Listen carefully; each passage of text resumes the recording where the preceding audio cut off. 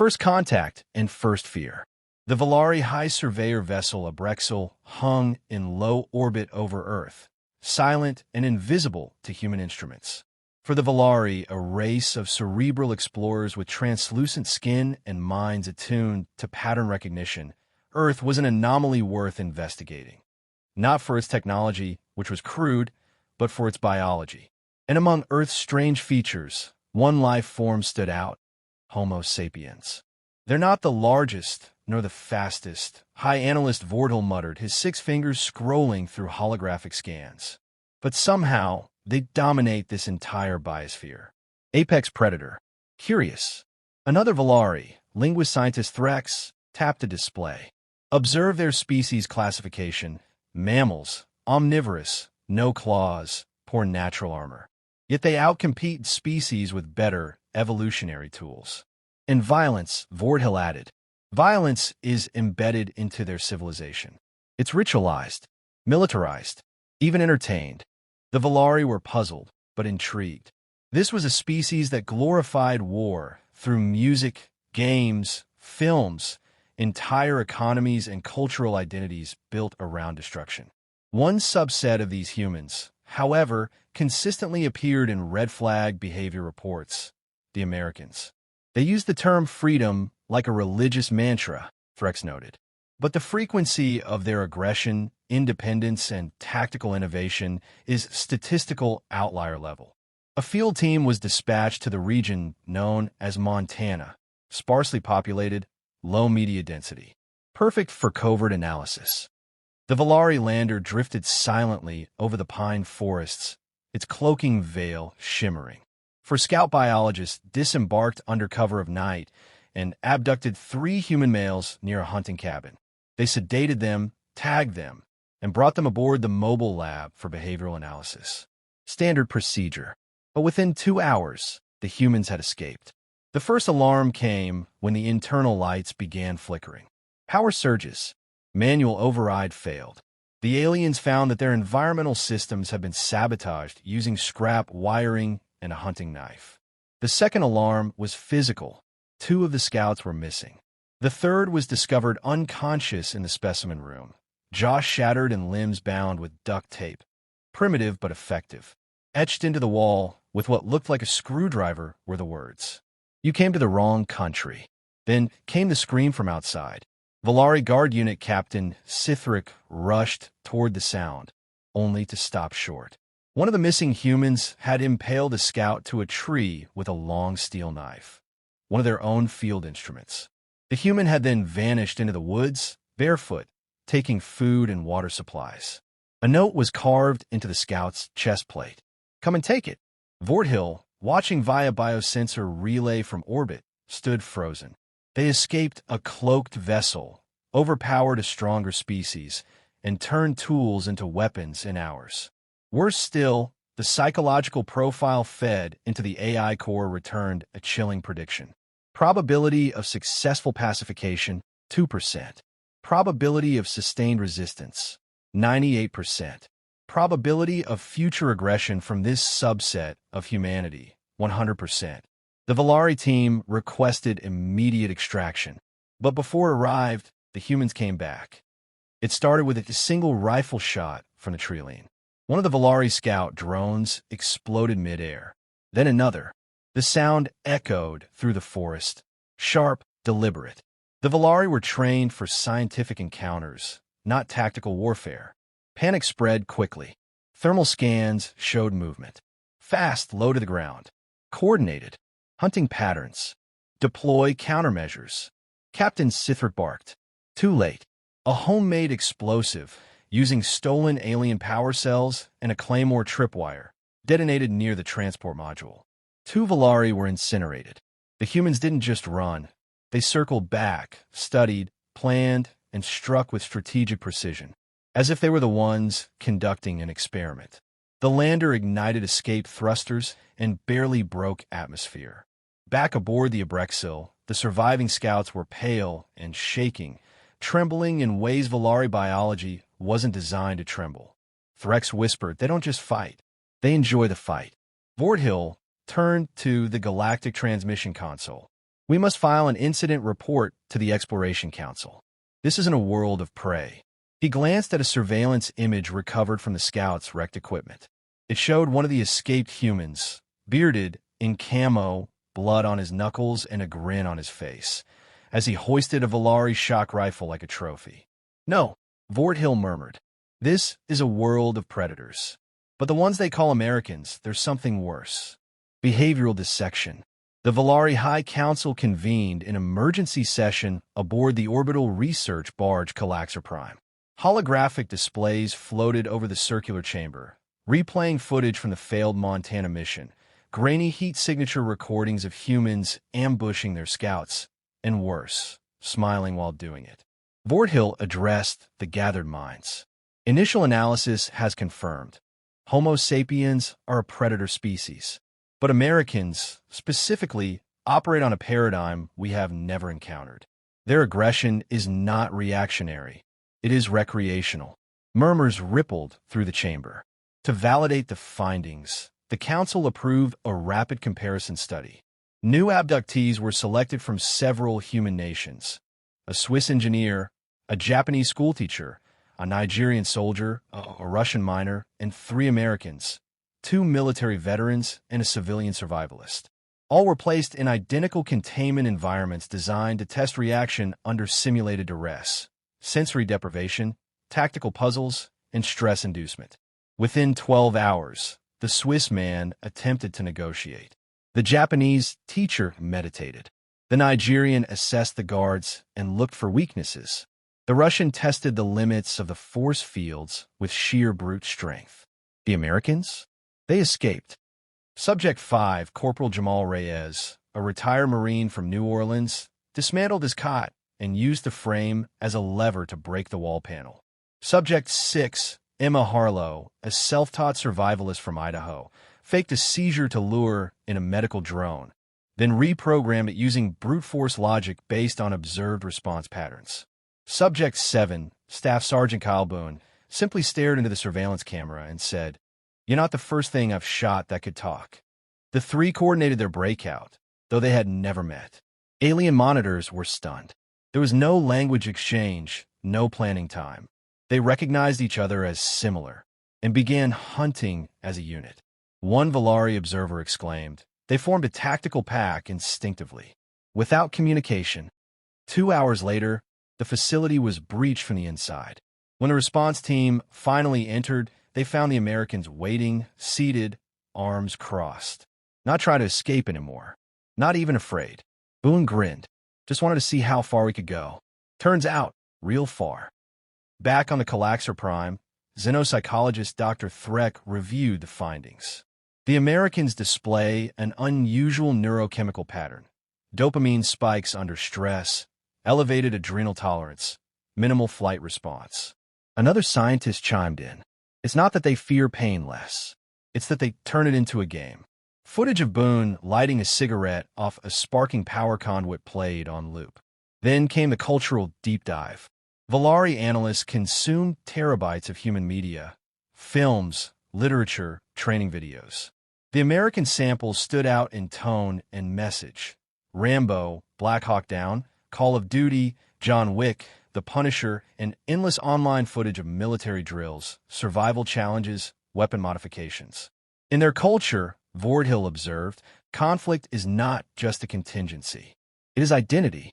They mythologize lone fighters, celebrate violence as problem-solving, and they teach children through entertainment how to fight, survive, and win.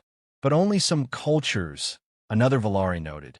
Exactly, Freck said. We observe this in many regions, but America institutionalized it, packaged it, exported it. A holomap displayed the spread of American military bases across the planet. The Valari were horrified. They've turned the entire world into a training ground. The council grew anxious. If such behavior spread to the rest of humanity, or worse, if the Americans united the planet, they could become a galactic threat. A new directive was issued. Isolate the American regions from the global population. Deploy probes and subsonic dampeners to suppress communication. Interfere with satellite systems if necessary. Earth must not be allowed to centralize its war potential. But the Americans noticed. Days later, a Volari stealth relay disguised in the Mojave Desert was destroyed by a long-range kinetic strike. Traces of uranium, aluminum shrapnel, and duct tape were found on the wreckage. Duct tape? A Volari analyst asked. They used a goddamn space probe as target practice, Freck muttered. Worse, intercepted radio chatter from an American military channel revealed their suspicion. Whoever's watching us just flinched. Let's make him blink next. The council debated escalation. These humans are dangerous. No, Americans are dangerous. Dr. Threck stood slowly. They are more than dangerous. They are adaptable, unrelenting, and culturally addicted to confrontation. They don't merely survive the hunt. They enjoy being the hunter. One elder summarized it plainly. Humans are predators. Americans are apex anomalies. America fights back. The first response didn't come from the White House or the Pentagon. It came from father in Wyoming. Jim Teller, a retired Army Ranger, had been watching strange lights in the sky for weeks. He didn't trust it. Not the sudden disruptions in GPS, not the sharp whining sounds that came from nowhere, and definitely not the men in unmarked vans scanning the forests. One night, his son disappeared. 3 hours later, Jim had tracked and found the Volari scout ship just outside the Bighorn Range. 2 hours after that, the Volari vessel was in flames, its crew subdued or dead, and his son safely back in the truck, chewing jerky and holding an alien taser. The news spread fast, though not through media.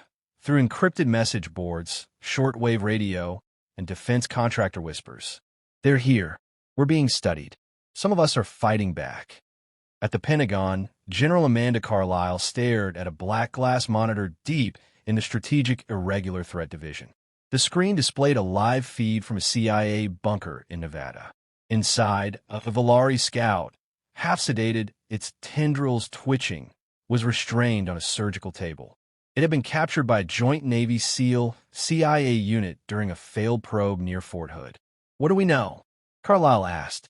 Fast, smart, fragile. The analyst replied. Big heads, glass bones, heavy reliance on remote tech. But they can't adapt worth a damn. Carlisle folded her arms. Are we sure it's just observation? We think it started that way. But after Montana and Wyoming, it's shifting.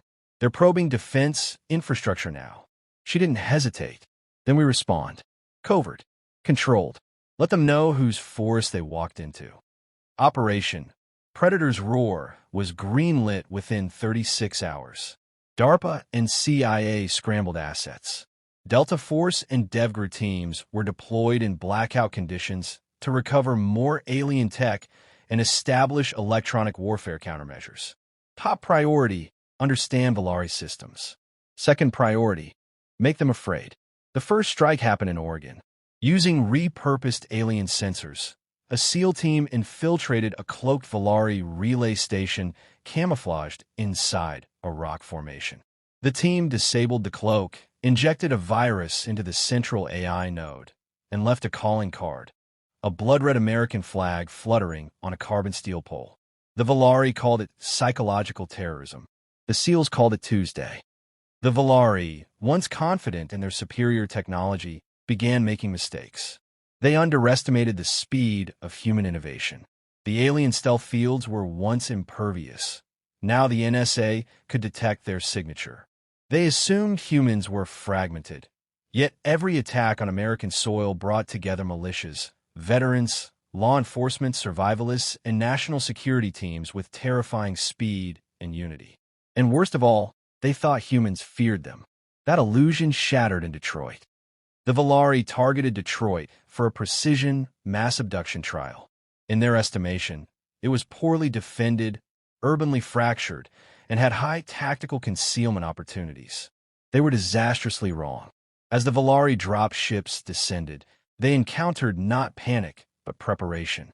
Police scanners activated emergency codes. Militias opened armories. Former Marines coordinated building-to-building defenses via ham radio, and local gangs, usually enemies, formed a truce to repel the glowing bastards. Within minutes, Gunfire erupted across multiple city blocks. Homemade EMPs disabled scout drones. Snipers took out sensor arrays. A group of teenagers hijacked a National Guard APC and rammed it into an alien crawler. On a rooftop, a former Iraq War veteran commandeered a quadcopter, loaded it with explosives, and flew it into a Volari gunship. Footage went viral. A street preacher, wearing a bulletproof vest and a cross necklace, stood in front of a downed dropship, yelling into a megaphone, "This is our planet.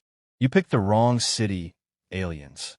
The Volari lost 17 personnel and 3 crafts. Their operation was aborted. Detroit was never taken. Back aboard Galactic Prime, the Volari War Advisory Board gathered in silence. Commander Sithric, now scarred and limping from a prior American encounter, placed a blood-stained American flag on the table. It had been found impaled into a wrecked drone in Texas. "These are not simple predators," he said. "They're tribal, yes, but when threatened, they converge. They treat combat as a birthright." Dr. Threk added, "We expected war machines. We got warrior culture. Their strength is not in their weapons. It's in their mindset, their defiance." "Then we abandon the probes?" Sithric shook his head. "No, we escalate. Not to conquer, not to control, but to understand what the hell we're dealing with." He paused, then uttered words the Council never wanted to hear. "Because if the rest of Earth learns to fight like the Americans, we lose this galaxy before we begin."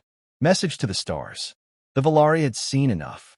The probe ships limped back into orbit, hulls scorched and crews diminished. Across every field team, every listening post, and every Black Ops infiltration cell, the consensus was the same. Do not engage the Americans again. On board the Volari command vessel Galactic Prime, Dr. Threk stood before the Galactic Relay Terminal, preparing the report no Volari had ever filed before. Planetary Classification Update. Earth, Containment Recommended. Primary Risk Region, United States of America. Assessment. Apex Predatory Culture, Supremely Adaptable, Militarily Deranged. But before the final transmission could be sent, the humans answered back, louder than ever. A U.S. Navy stealth drone had followed a Volari atmospheric skimmer as it slipped back into orbit. Armed not with missiles, but with a payload of stolen alien tech, the drone used repurposed gravitational pulses to disrupt the cloak of Galactic Prime itself. For 22 seconds, the Volari flagship was exposed to Earth satellites, ground-based radar, and, most critically, public internet feeds.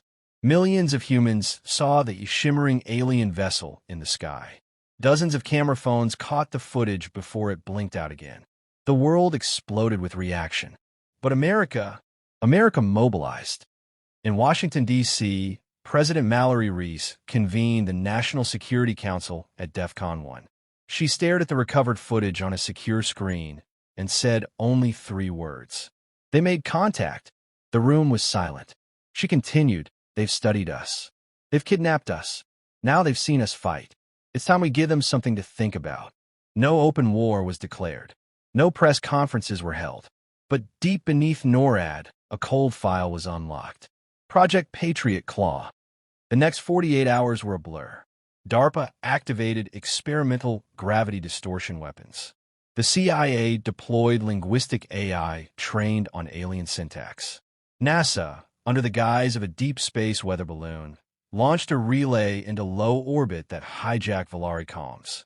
And in the Nevada desert, the first human-piloted stealth exosuit, crafted from reverse-engineered Volari armor, was handed over to a Marine named Cole Maddox. His only instruction came from a grim-faced general. "Make him remember who we are." Meanwhile, in orbit, the Volari Council finalized its report. Threk stood before the holographic assembly, detailing every confrontation. "We attempted observation. They returned fire. We escalated with precision teams. They responded with chaos. They adapt faster than our simulations predict, and they do so without unity."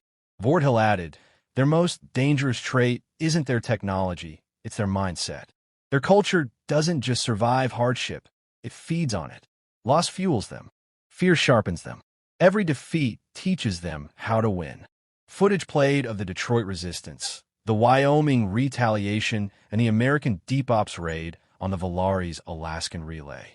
The Council's final conclusion echoed across the chamber.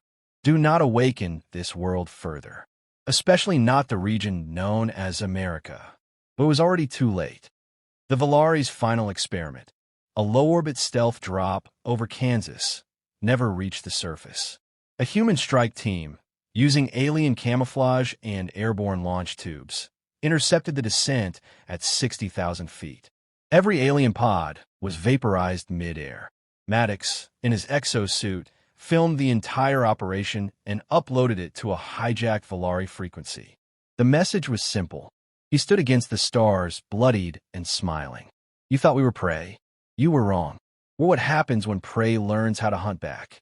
And we don't stop. He paused, then added, This isn't just Earth. This is America. And we don't scare. We teach lessons. The Valari finally transmitted their official galactic warning to all exploration councils and expansion guilds. The third planet in Sol system hosts an intelligent predator species. Subtype, human. Subtype, American. They are a fractured but hyperlethal society whose psychological framework is incompatible with pacification. Do not attempt cultural assimilation. Do not approach with conquest intent. Their media is filled with violence. Their children play war as games. Their civilians form militias for sport. They glorify, sacrifice, and deify resistance.